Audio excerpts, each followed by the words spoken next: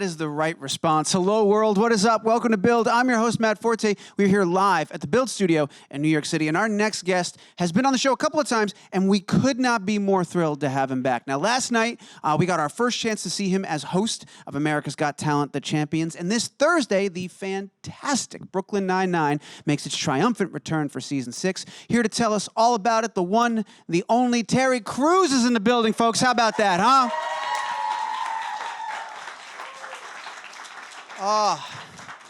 We are excited. We're going to bring him out in just a second. But first, before we do, I believe we've got a quick look at both Brooklyn Nine-Nine's premiere episode and the many faces of Mr. Crews on America's Got Talent. So let's go ahead and run those clips.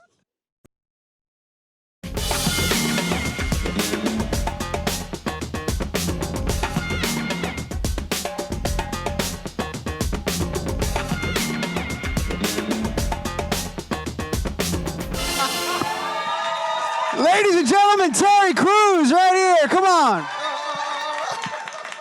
up, everybody? Yeah, Mike. That's incredible. There are easily 3 to 4 layers of fabric, and we can... Look, the older I get, the better it gets. That is unbelievable. When I'm 90, it's going to be like, whoa. It's going to come from the side of the room and just land all over the place. That is unreal. How old were you when you figured out you could do that? I was 13, and I remember having no dates. I remember asking people out, and they were like, no. And so it was like Friday night, another Friday, alone. You know what I mean? So it's all good. You got to do, you ever see, they do those master classes now, and they got like Scorsese does directing, and they got, this is your master class. You've got to teach this to the world. You know, I can also do one ear at a time. I can. What?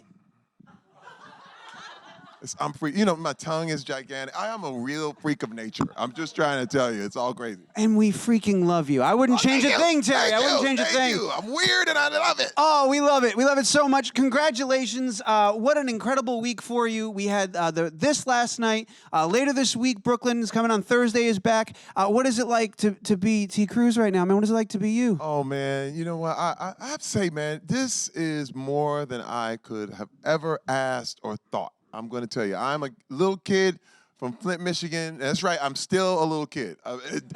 I've never grown up. And to be where I am, I remember looking out my window and like, one day, I want to make it. One day, I want to be someone that everyone looks at and respects and the whole thing. And one thing is to be here and to be doing what I'm doing. I can't believe it. I truly, like I tell people and I say it, I'm going to keep saying it, I am the most grateful man in Hollywood, period. Yeah. And that's where the energy comes from. That's where everything comes from because I'm happy to be here, man. I get to do this. It's not like I have to. I get to do it. It's so funny that you self-proclaimed most grateful man in Hollywood. If anyone who follows you saw you at the Golden Globes, you were having more fun than the winners. Yeah, I was. Oh, no, I'm the official mascot of the Golden Globes right now. Like, you know what I mean? It's like Michigan has a Wolverine. You know, I am like the Golden Globe Terry Crews. You know what I mean?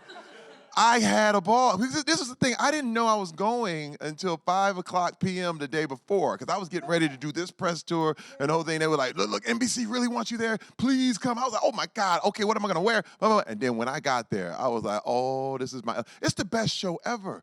You have film. You have TV. There's musicians. It's like the most incredible thing ever. And they're drunk. So it's all like, you're like, oh, my God.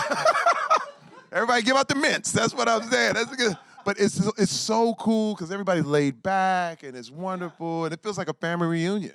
I had read, or I saw somewhere, this was fascinating to me. At one point, consummate gentleman, on your way out, you stopped everyone from exiting to help Taraji P. Henson find her diamond ring. What happened here? What is the story? I'm going to tell you, my wife and I were walking out. Because you got to understand, at the end of the Golden Globe, security is just trying to get you the hell out. Okay, they are like, move on. They don't care who you are. They're like a cattle prize, like, Time to go. And it's like celebrity go, ow, ow. And so you're pushing on, and so we see Taraji, and that's our good friend. She's like, hey, and I see her ring fly off into the air, and it's this gigantic diamond monstrosity. It was like I was blinded watching it fly. And I tell everybody, she's like, no, my ring. I tell everybody, get back, stop, hold on. And so I corral the crowd. People are literally proud, move along. And I'm just like, get back, get back, get back. And I created this circle. We get down on our hands and knees, and somebody else actually finds it, and then gives it back to her. But I was like, okay, now that crisis has been avoided, because all I could see was her losing like a freaking $250,000 ring, and it being a disaster. But it's a good news. It was a good story. Super Terry comes in. It was great. It was great. Unbelievable. Well, your lovely wife, you both looked amazing. It was so wonderful that you guys were out there having a good time and enjoying the party. Talking about hosting here, I want to talk about this show in a second, but one last Golden Globe question. How do you think your buddy Andy did as a professional host? What do you think? Andy killed it. I mean, he killed the Emmys. He did such a great job. I'm so proud. You got to understand, before I did Brooklyn Nine-Nine, I had a choice of sitcoms. And this is not a brag. This was like 3 or 4 different sitcoms. There was one sitcom that actually offered me points on the back end. And everybody was like, oh my God, you can't turn that down, man. You can't turn that down. And this was the key, but this was the thing. I don't ever do anything for money, ever. That is the way that leads you wrong. It was a whole lot of money, a whole lot of stuff. I had just done Newsroom with Sorkin, and everybody was like, oh man, he'd be great for our pilot. And I said, no, Andy Samberg, he's the future. He's the future of comedy. I'm telling you, my wife will tell you, if she was like, are you sure, baby? Because you turning down a lot of money. And I was like, yep, you know what? Because this is the thing. Each and every person on Brooklyn Nine-Nine could have their own sitcom, and it would be okay. But when you come together and join up with the power that is that, with the Chelseas and Melissas and Dirks and Joe Latrulios and all that, and you join in with Andre Braugher, you make something that's bigger than you, more special than you. And let me tell you, that show that had all the points on the back end never, ever got picked up. You know what I'm saying? And here I am, 6 years later, Brooklyn Nine-Nine, coming back Thursday. Man! I'm excited. I'm excited not only for that show to come back, and I'm excited to dig into Brooklyn, but really quick, because it just happened last night, I got to ask you, I know that you've taped them already, because you were watching, you were live tweeting, but how did you get involved with it? To me, as a fan of Terry Crews, as a fan of America's Got Talent, this is peanut butter and jelly. This is perfect. This needed to happen. How did it happen? No, there's nobody better. I'm trying to tell you. That's it. I literally got the call, like, what took y'all so long, man? Don't you understand what this is? No, because first of all, it's the world's biggest talent competition, the world's biggest talent show, and I am the world's biggest host, pound for pound. 245 pounds of hosting ability. Come to host for your ass. You understand what I'm saying? Like, I will do it. And I literally, when I got it, I was like, because this is the thing. My wife will tell you, I knew for a long time, because I like to try new things. I have to try things. I have to go for it. The hosting thing was crazy, because people were like, man, you kind of too big to do that. You know what I mean? I was like, no, I'm not. No, I'm not. And people were like trying to put 2 and 2 together, like, how can you host? I said, I can do it. I have to learn it if someone gives me a chance. So I started doing more talk shows, more stuff. And then I hosted Millionaire. So you did Millionaire? Yeah. I did freaking 196 episodes of Millionaire while I was filming Brooklyn Nine-Nine, so I could get the game, so I could get the skills. And then I hosted World's Funniest for 2 seasons, and I was like, and people were like, that's kind of like a crazy show with the videos and the whole thing. And I was like, I love it. I love the energy, because this is the thing. I need the crowd reaction. I need it. From football, I remember, as an athlete, you need the crowd reaction. You need when you make a tackle or you make a pass, that crowd energy it gives you a hit of dopamine. I'm gonna go scientific with it, but it's one of those things that comedians lust for, and you have to have. And I'm not a stand-up, but the crowd energy was so good, and now I get no concussions. It's so good. I remember having a few. Okay, I'm just letting you know. But AGT.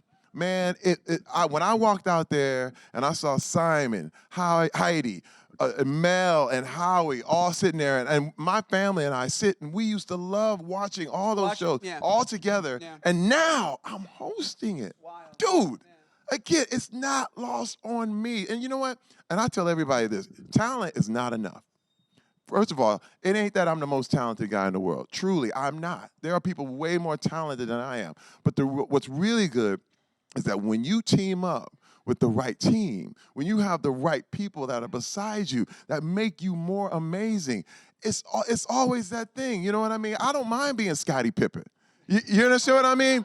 Just hand the ball off, but you're getting championships. Yeah. You understand what I mean? So it's one of those things. I remember in the Expendables, I was like the 4th choice for my character, but that's 4th in the world. Yeah, that's right. You know what I mean? And so it's not, to me, I don't play with that. I look at that thing as I do want to be the solution. I want to be what you need at this moment. And that franchise needed the jolt that I could bring it. And it showed last night we were the number one TV show. Hold for applause. Number 1, people. It was awesome. So proud. Rightfully so, man. I gotta ask you, as a person who I used to watch all the time as well. My wife and I love the show. Are you a dog act person? You like the magic? What are you singing, dancing? What's your favorite kind of act to see? You know what's weird? I'm a bit of the performance artist. Okay. You know what I mean? To be honest, like the stuff like Deadly Games and all that. To me, I can't look away. You know what I mean? I'm like Dr. Pimple Popper. I like watching it. I can't stop watching it exploding. You know, I'm that dude. You know what I mean? So those acts, the people who really put it on the line, and what's so funny, there's a group called Deadly Games that came on the show. And these guys, they're like you realize they've been doing this for generations. Yeah. The man with the crossbow and the knives, his father and his father's father was doing this stuff. I got so much respect for that. To me, it's like, man, when you are carrying on the tradition of what your family was all about, and this is only you have learned this. It's a skill that only you have. I'm telling you, it's amazing. There's something special to that. It's amazing. Very special. Well, we were all, obviously, number 1, it's amazing. We were all very excited to see you last night. Speaking of people that are very excited to see you, I saw a great post from your 9-9 family that they sent you a little video wishing you luck. Yes, they did. That was so sweet. How did you receive that? Did they email it to you, text it to you? Did you find out through the internet? How did you find out? I literally found out through Instagram. Yeah. It was just now the fastest way to communicate, to be honest. Listen, man, you got to understand, these people, everybody at Brooklyn Nine-Nine is my family. Yeah.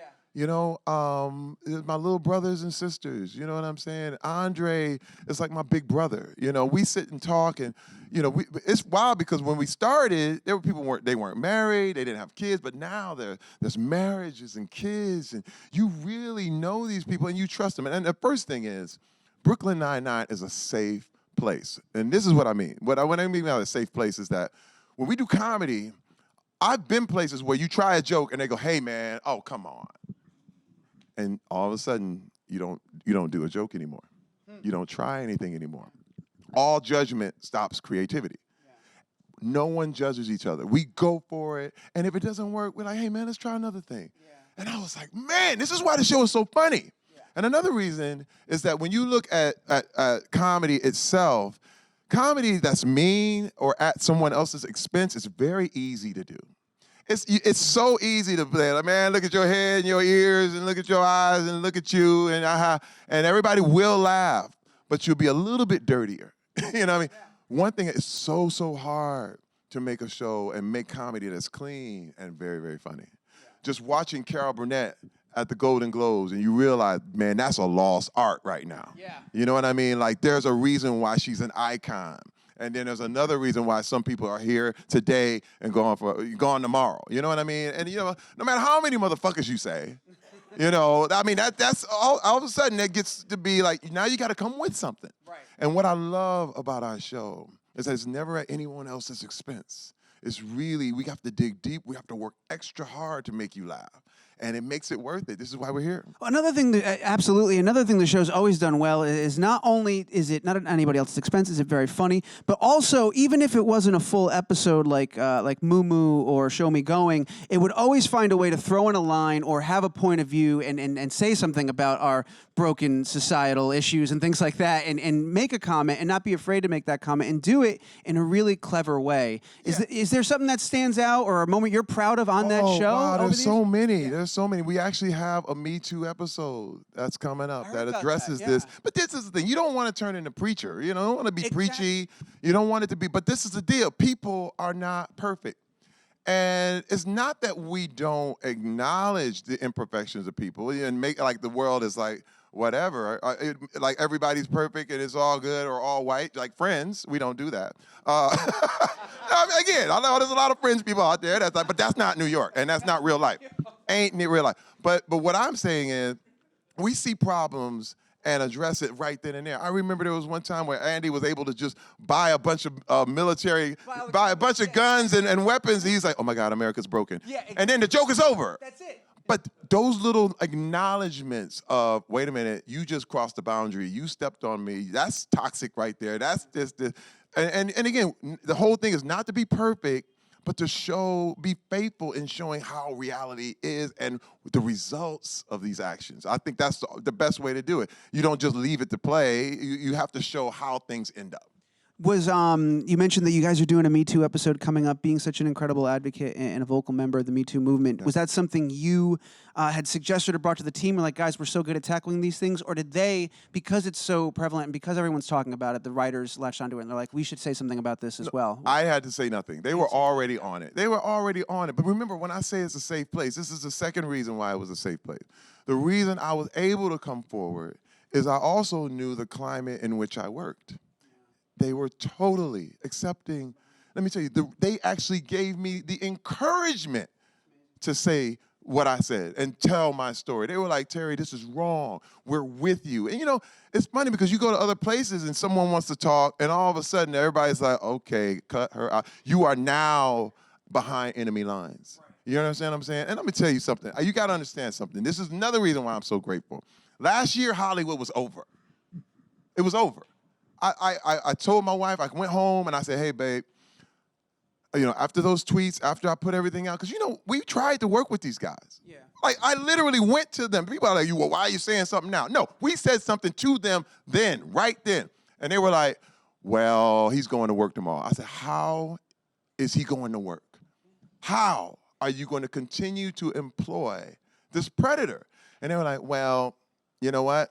We're going to do it. And too bad. And I said, wait, are you telling me that I am less than a human being? And they were like, yeah.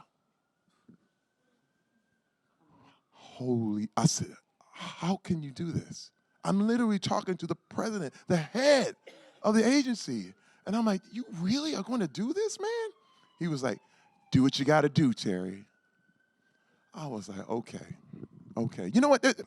This is the thing. It just reminded me of all the times in my life. Because you have to negotiate with terrorists, okay? Because you want to keep doing what you're doing. Yeah. You know what I mean? There's a lot of times in your life where you just have to say, you know what? Do I want to die on this hill today? No. Too much is at stake. I got these kids. I got all this stuff. I'm not going to die on this hill. I'm going to eat it. I'm going to swallow it. You know what? And the job is hard enough. It's hard enough to do what you do. This man to hold the camera and the people to work the sound and the light guy, it's hard enough. And now you're dealing with all this extra stuff that they put on you. And you're like, man, this is crazy. And so I said, you know, when he told me, he looked at me like, hey, man, do what you got to do, man. As if, you know what, we'll wipe you out. Yeah. And I said, you know what? This is a hill I'm going to die on today. And I went home and I said, babe, Hollywood's over. And she said, are you ready to do this? I said, I'm ready. She said, I'm with you. And we decided it was done. If we never worked again, we keep moving on. You know what I'm saying? And it's wild because I said, I have to make a stand. You have to stop this. This cannot continue. And what's crazy is that it created this whole big thing and people were like, you know, oh my God, Terry said something. I'm like, but you knew it's happening. You already knew it was happening. Everybody knew about R. Kelly. Everybody knew about Weinstein. And listen, Terry Crews, was guilty of looking the other way. I'm not sitting here acting like I'm holier than thou. I remember women being harassed or guys being talked about, guys talking about women, and you're like, well, you know, there you go. You know, I gotta put food on my table. But the thing was, this is it. This is the chance. We all have a chance right now. We've got to grab on to this moment in time that we can change this thing forever. Let me tell you, my community, I really this brought up so many subjects, so many things. And one thing was wild is everybody was talking about, yeah, 50 Cent went and clowned you, man. What do you think about that? And I said, you know what? I would have done it. I would have done it to me. You understand? So that I cannot point at this man and be like, 50 Cent is wrong. You know what? I would have said something like that. How you too big to be this? You too big to be that. But that's the myth. That's the story that we all believe. Let me tell you, nobody gets more delusional than men. Nobody. We live in our own action movie. We do. Men nonstop live in our own action movie where we're doing this, and then your wife comes in and turns the light on, and you're like, hey, you're messing with my movie. You know, you say, no, baby, this is a reality show. Let me tell you something right now. And I'm trying to tell you, that's the story we believe. The belief is we will never get hurt. The belief is we are invincible. The belief is don't show emotion. The belief is I got to put this game on. I got to put this image on, and there's nothing underneath. Bill Cosby was the perfect example of that. The perfect example of the image is beautiful, and underneath is rotten. And I'm trying to tell you something. Right now, you have got to solidify those images. All that has to be one right now. You have to back up your image with reality, okay? Because all that fake stuff is not going to play anymore. So let me. I'm sorry, boy. No, hold up. There's, yes. Oh, okay. What is this? I'm sorry. No. Hallelujah. Let me tell you something. Well, I'm going to come back here, and I'm going to tell you something. We ain't going to have it. We ain't gonna have it. Do you hear me? Me too is for you too. Okay, I'm sorry.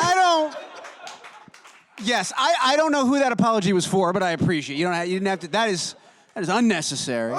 And that's what I meant earlier when I said you've been such an incredible advocate and you've been so vocal, and your voice has been such an integral part of showing the full picture and allowing other people to understand how big of an issue this is and shining a light on it. That all being said, when you go to your set and you said we're going to do a Me Too episode, are you at all, I don't want to say nervous, but are you at all concerned as how it's going to be handled, knowing how pervasive the issue is? And are we going to make the right kind of jokes? I know it's a safe space, but what are you thinking going in before you see that script and you know this is coming down the pipe? Well, first of all, the way Brooklyn Nine-Nine handled the episode Moo Moo let me know they were going to do it right. You know, you have to put it in trustworthy hands. You know what I mean? It's not a thing where, trying to... One thing I know with our writers is that, again, they're willing to do the hard work. It's harder to make these kind of things work, and they are willing to do it. And of course, we wouldn't have done it hadn't it been done right. The good thing is you get to read it. And before you even say action, you get to read it and you get to see it. And what was really great, I think, about the episode is that it didn't really I wasn't really a part of the Me Too subject line or storyline, which was great because this is the deal. We have to understand that this is a problem that women have been dealing with intricately for thousands of years. So you understand what I mean? And again, I'm not taking away from anybody's pain. This is not the trauma Olympics, you know what I mean? But at the same time, we have to look at what brought this up. You know what I mean? And this was the thing that women have been saying for so long, and men were refusing to hear it. It was just kind of like, I don't know what you're saying. I don't understand. What's wild is that people are speaking different languages. It's wild because with men, the way we talk to each other is like, yeah, I get that. And then the women were like, help us. And you're like, I don't understand what you're saying. And you know what? Now, hopefully, we can empathize. We can see. Because I have to go back to it. I was guilty. I wrote a book, 2014, called Manhood, which was all about me being a toxic man. I was the guy. I believed I was more valuable than my wife and the women in my family simply because I was a man. The culture told me that. Everything I was around told me that. The sports world told me that. I'm trying to tell you, it was like dominate, my way or the highway. I was the guy. You know what I mean? And guys, we push our way through everything. And you can't push your way out of this. You know what I mean? And that's the thing. When that Me Too episode drops, I have nothing but confidence that it will be a game changer in every way because the guys on this show, the best. Yeah. We're going to go in just a second to audience Q&A. There's one last thing that I really wanted to ask you about as a 9/9 fan. This past year, it was a roller coaster ride for us with everything that happened, losing it on Fox, bringing it over to NBC and all that stuff. I don't know how much you can say, but I'm very curious. What was it like on your side of the fence while this was happening? Was there somebody on the phone, Terry, don't freak out, we're going to figure it out, Terry, don't, or did they say, it's over? Because that's how we all felt at first, like, oh, it's gone, it's done. Yeah. And then it came back. What was it like for you? It was panic. It was pure panic, because we didn't see it coming. Yeah. I mean, you got to look at where we left off. I mean, we're going to find out if Captain Holt is the commissioner. Yeah. Jake and Amy just got married. I mean, we had a whole thing like, oh, man, we sitting back for another 3 years, boy. You know, I'm trying to tell you, boy, people were putting money down on stuff like, there you go. What the hell? When it got canceled, we were like, what? What? And then the heartbreak sets in. Like, you start to, because all the cast is on this WhatsApp link. Yeah. And we have our own link. And we were like, if I don't see you again. Breaks my heart. I know, dude. I'm getting emotional thinking about it. You know what I mean? It's like, man, we'll catch you down the line. You gotta understand, we spend more time together than I do with my own kids. I'm trying to tell you, it's 12 hours, 13 hours a day with these guys. Yeah. And these are my brothers and sisters. And you're like, oh, man. Dude, maybe I should have said more. I should have done more. You know what I mean? It's like one of those things. And then you're like, man, and it's almost like having a family member die, and then they walk back through the front door. You know what I mean? We got 30 hours later. Let me tell you something. The whirlwind, like we're laughing and crying at the same time. Like, oh my God, what's happening? We got picked up 30 hours later. The beautiful fans and the internet just came out in droves and supported us. And NBC picked us up, and it's better than ever. Let me tell you something. It's kind of like, I can only compare this to the time my wife let me back in the house. You know what I mean? I'm being real. You're like, man, this toilet, man, I love this toilet. This was a beautiful toilet. Oh my God, these walls. You will never take it for granted again. You know what I mean? Say the thing you want to say. Now I walk into work, I'm like, I love you guys. I love you, just in case it happens. You never know. This could be it. We don't know. I heard you guys can curse more now. Is that it? Let's do it. Yeah. No, I mean, no. I thought This is, no. No. I mean, for the... Let's for the curse record, for it. Yeah, okay, we can. Yeah, we can. Okay, this is yeah. the internet. You can say anything. I did but say, I meant I was did reading. say motherfucker one You time. did, yeah. Okay. Oh, we loved it. Making sure. Yeah. Yeah, we loved it. No, I was just reading a thing that on NBC they let you curse more now apparently or something. They were saying because they're okay with bleep. Oh, it's a lot of bleeping. There's a whole lot of bleeping. Yeah, it's you couldn't good. do that It's like before. Brooklyn Nine-Nine after dark. Yeah. I can't wait. All right, look, there's our first question we're going to do. We have a Twitter question. This is fantastic. It's from @bird88little. They say, hey, Terry, you famously built a gaming computer for your son to bond with him and his love of video games. Do you ever get worried about some of the negative aspects that can happen in gaming, such as toxic communities, hypermasculinity, etc., stuff like that? Great question. Yes, it is a great question, and I do. First of all, I only let my son get on the computer and stream with a new app called Caffeine, where it's an enclosed community. And you can vet each member of that community, and it's non-toxic. It's real, and they do a lot to kick out a lot of these bullying and all this stuff. And again, I love Twitch. I don't mind Twitch, but I chose for my family to use this app Caffeine, and he goes in there all the time, and it's a beautiful. Yeah, kind of. You know, you have to look for the right way to do things. You know what I'm saying? It's kind of like there's just times when I know that I have apps that can turn your phone off when you need to work. You know what I mean? So these are the kind of things that you have to fight, and you have to be proactive. Yeah. Because if you just let it go, holy cow, you turn around. And I remember I bought Fallout for my son, and he was much too young. And I remember him walking around really sad and depressed. And I was like, whoa, what? Are you okay, man? He was like, oh, I'm good. I was like, okay, we got to get rid of that game.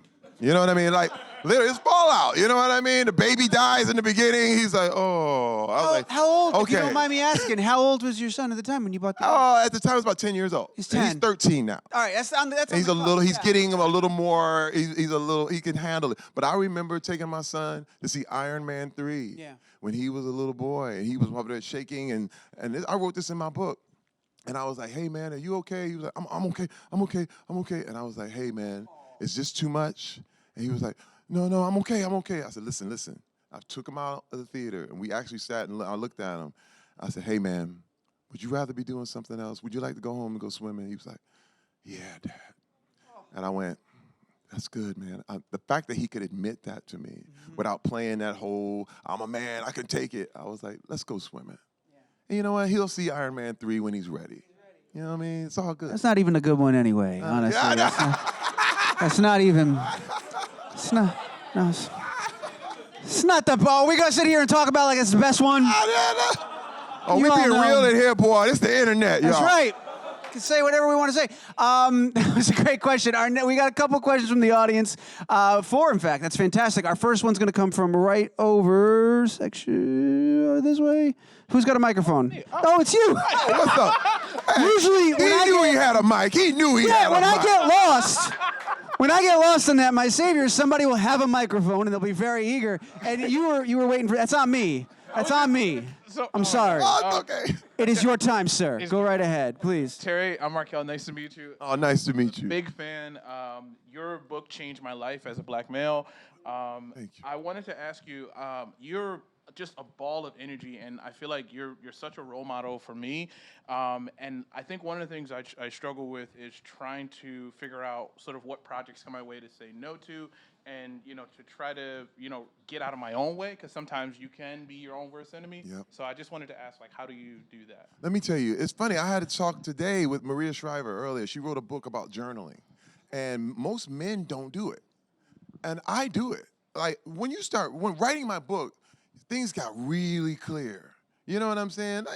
There's things that you don't know. Like if you just go on autopilot, it kind of helps you be more mindful of what you want in life. You know what I mean? So what I would say is, and this is what I started doing years ago, is literally writing down my goals, writing them down, write down the top 10. And they change a lot. But every day I just write down what you want. Write down what your passion is. And all of a sudden you start to see things during the day like, oh, that's my opportunity. And this is the thing. This is what I saw even with Andy Samberg's show and the whole thing. Even though there's more money over here, I was like, but this fits into my goals. This right here fits right here. And so you start to recognize it. It's almost like viewing everything through the lens of your goals. And when you hold those lenses up, all of a sudden the things that you need to do light up. You know what I'm saying? But you write that stuff down, and it's right there in front of you. You can always go to it like, oh no, that's, it might be a great opportunity, but you go, nope, that's not anywhere on my goal list. I have nothing, and you can walk away. And this is the thing. All anxiety and stress comes from not making a decision. Yeah. It's weird. As soon as you make a decision, you're good. No matter what it is, you go, okay, I'm gonna let that go, and I'm gonna move on. That's why I'm learning to just make a decision. Make a decision. Go, do it. And it's beautiful, man. It's good. You're on your way. This is a great question. Thank you. Can I ask a specific follow-up regarding the journaling? Do you find there is a difference for you between journaling maybe on your phone or writing like with a pen, by hand, getting the thoughts out? And like, does it feel different doing either one? It may feel different, but it doesn't matter to me. It doesn't matter to you. My iPhone notes is full. It's full. It's packed full. Any idea? I'm in the gym. Oh my God. I just type it down. Make sure you get it down. Then I'll do a printout. Then do the printout of everything you're thinking out, and then start writing on top of that. It's weird, but something about the physical act of brain to hand to writing that puts your dreams into motion. You know what I mean? Like, I used to do stuff like this. Like, if I wanted something, whatever, I would just buy one thing that represented that. And all of a sudden, things would come into my life. You know what I mean? I would buy some fuzzy dice for that car I wanted. You know what I mean? Or some air freshener. Just get some air freshener and hold on to it. And all of a sudden, that car comes. It's so crazy how you can bring things from the spirit right into reality. Kind of will it into existence. You do. But it starts with small things. It's got to be small. You can't just think big, like right off. But when you get that little thing, it's beautiful. Yeah. Thanks for that. We got next question is going to be right over here. Come on Terry, down. how are you? How Good you to doing? talk to you again. I'm so glad that they have you on America's Got Talent. They couldn't have picked a better person. I know the last time you were here, I had an opportunity to talk to you, and you were telling me to decide. Look in the mirror every day and say, I decide, I decide, I decide. And here I am 2 books later, written in. And I know you talked about that, but as far as America's Got Talent, what's different this time now that you have them there? You said you and your family, you get together, you used to watch it. What do you bring that's different now that you have an opportunity to host with these guys, with Howie and everybody? Let me.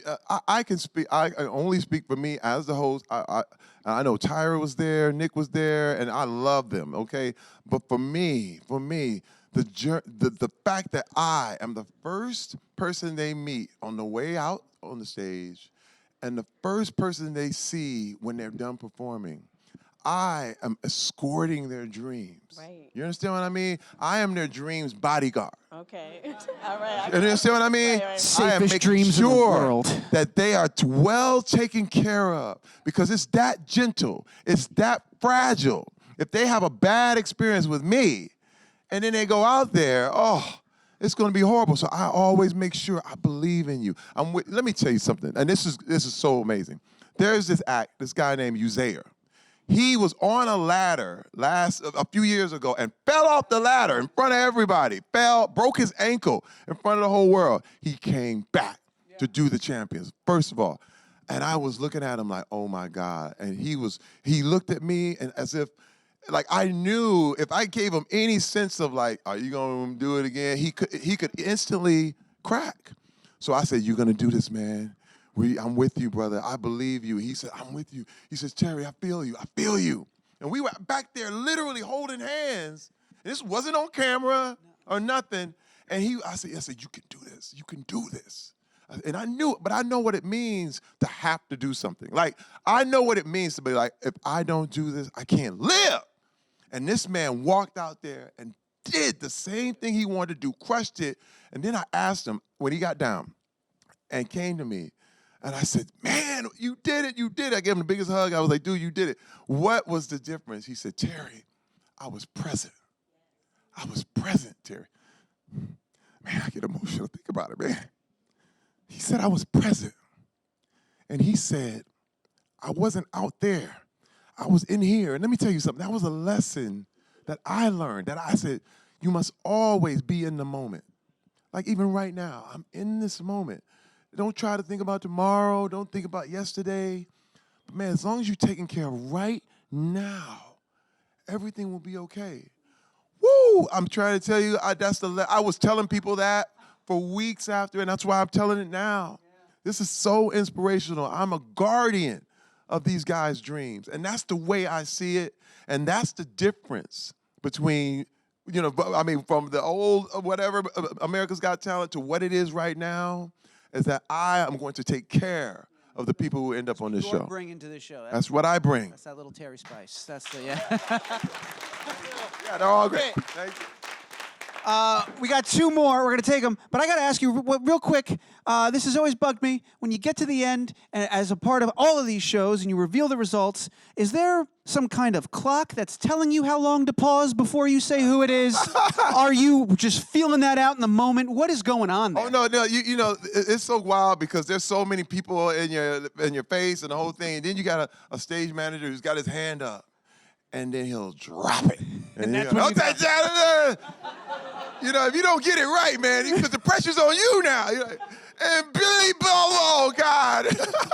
Incredible. You feel the pressure. Thank you for pulling the curtain back there. Next question. Sorry, thank you for letting me ask that. No Go problem. ahead. No problem. Hi, Terry. My Hi. name's Adia. So before I start my question, my mom wanted to say she's proud of you. I called her. I was like, I'm seeing Terry Crews today. Tell him you're proud, or I'm proud. Tell him. So that's just. I said hello. Of course, of course. So my question is, when I was a kid, I was 12 years old, and I used to watch Everybody Hates Chris religiously. And my mom makes jokes about being cheap all the time. It's so funny. But how was life on set back then? And how did you end up getting that role? Oh my God, that was a beautiful, it's still to this day, some of my best feelings, some of my best, to work with Tashina Arnold, Tyler James Williams, Taquan Richmond, Amani Hakeem, that cast, Chris Rock. First of all, you gotta understand, people thought it wouldn't work. I mean, a blue comedian that trying to do a family show, that was crazy, and it worked perfect. The way I got it, I was doing Longest Yard, and we were doing the movie and the whole thing, and Chris Rock was part of it and all that, and we were going to promote the movie, but the whole time on set, Chris was watching me, and he watched me with my family because I brought my family to the set all the time. And he was like, and then we went and did some more promotion and the whole thing. He said, Terry, I got something for you. I got something for you. Just wait.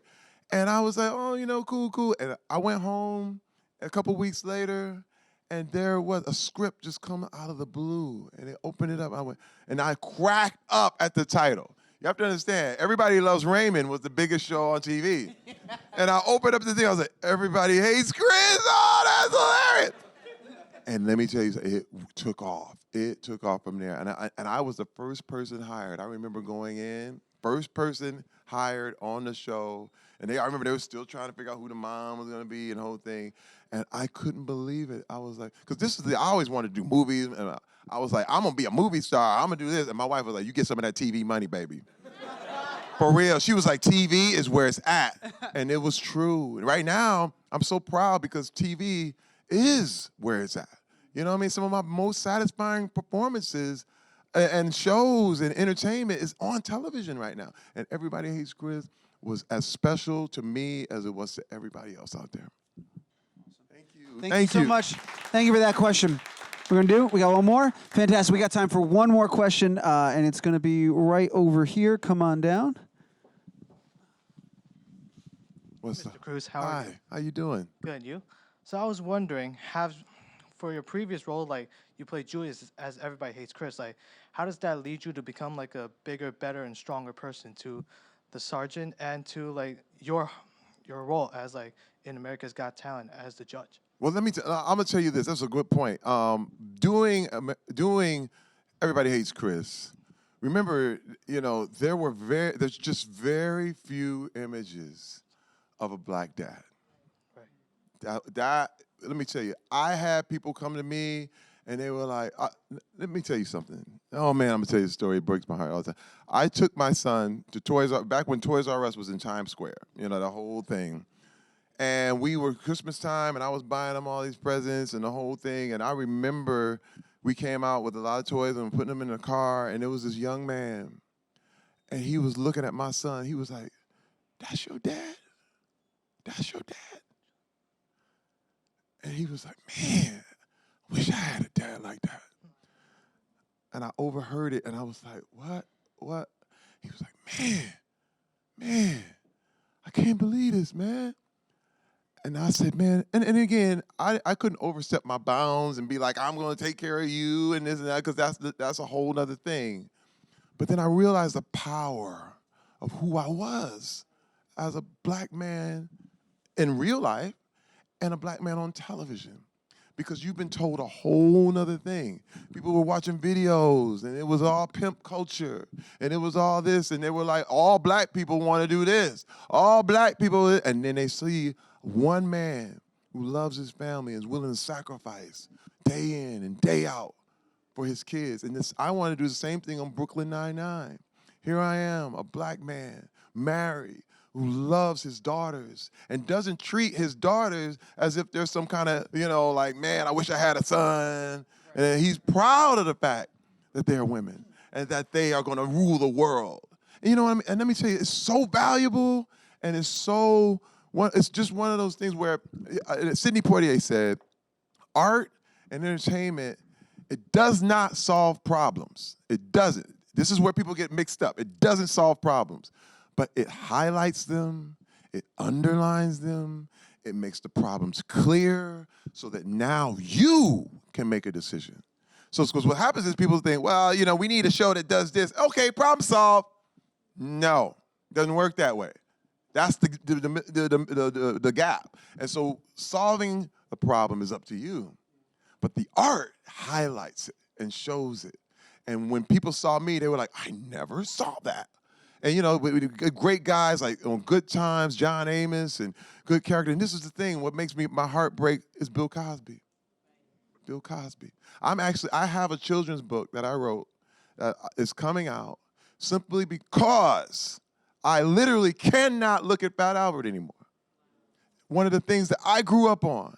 And I created 2 new characters so that new kids can look and see themselves in a positive way without attaching all that toxic masculinity to it. I'm telling you, we got to change it, and it's up to us. Well, yeah. It's incredible. When are those books coming out? Literally early in the year. Yeah. We're getting the copies bound right now. There's a book called Come Find Me. I wrote it 20 years ago. You got to understand this. I wrote it when I was a football player, and actually I illustrated it, and I wrote it with a friend. His name was Ken Harvey. He's a star football player. We put it out back then, but nobody. It was like a little bitty thing. I redid it. The kids who are the book is based on, his sons, both have master's degrees. Young black men who are super powerful, super amazing, and we make that part of the story. The story is called Come Find Me, about 2 brothers playing a game of hide and seek. But it's so important. And I was like, and then we're gonna do a whole series. That's just the first book. We did it in English, we did it in Portuguese, and in Spanish. I'm not playing, y'all. Oh, man. And wait, and it's augmented reality. We have an app that comes with it, and you put the app on it, you show the book, and the characters pop right out of the book. Amazing. I'm trying to tell you, it's amazing. When that comes out, you got to come back. You got to show us augmented reality. You got to do the whole thing. For now, regrettably, I got to wrap up. I got to let you go. I want to stay. No, I want you. I'm good. Believe me. I know. This would be it. My wife is like, get him off the stage, please. But we got to wrap things up. I want to thank all of you for being a wonderful audience, having great questions, and just being great people. Thank you. You were wonderful. I want to thank... They were great, weren't they? I know. They were great. Awesome. I want to remind everybody, America's Got Talent, The Champions, that's Mondays on NBC, and Brooklyn Nine-Nine is back this Thursday, also on NBC. If you're going to woo, you might as well keep making some noise, because now it's time to thank the man himself. Everybody, please join me in thanking the great Terry Crews right here. Thank you.